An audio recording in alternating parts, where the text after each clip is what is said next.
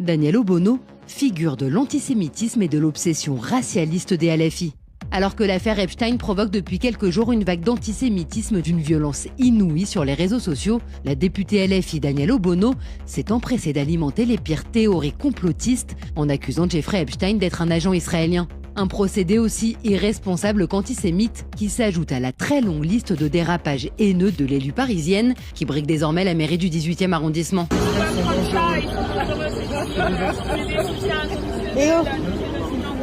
Génocide, vous avez vu, elle nous a dit génocide. On parle d'antisémitisme, on nous répond génocide. Daniel Obono, c'est d'abord l'insoumise qui avait rédigé le communiqué extrêmement polémique des LFI au lendemain du 7 octobre, dans lequel les massacres anti-juifs étaient qualifiés d'offensive armée palestinienne.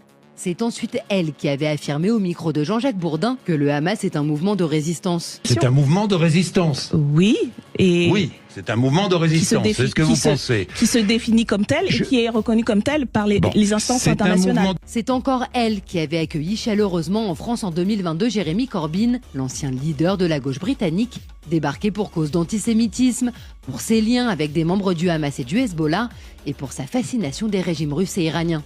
Daniel Obono revendique également sa proximité avec l'indigéniste antisémite Ouria Boutelja, l'auteur de Les Blancs, les Juifs et nous, où s'affiche dans des manifestations de féministes radicales pro-Hamas qui appellent purement et simplement à la disparition d'Israël. Daniel Obono est une militante antiraciste et antisémite.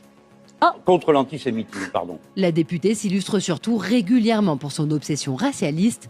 Elle qualifie par exemple la fête de l'UMA de Fête de la gauche blanche en fait. Ou réduit l'ancien Premier ministre Jean Castex au descriptif d'homme blanc. Des sorties nauséabondes auxquelles s'ajoute une complaisance coupable envers les frères musulmans qu'elle refuse de qualifier d'organisation islamiste et terroriste.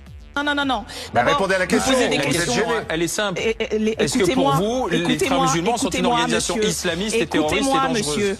Écoutez-moi, monsieur. Vous voulez entendre ma réponse? Écoutez ma réponse. Arrêtez de faire les questions vous et êtes les sauvé réponses. par le gong. En 2015, suite à l'attentat islamiste qui avait décimé la rédaction de Charlie Hebdo, elle avait été jusqu'à affirmer dans un billet « Je n'ai pas pleuré Charlie ». Des prises de position d'une dangerosité extrême dont l'objectif semble être de plus en plus clairement de diviser la République.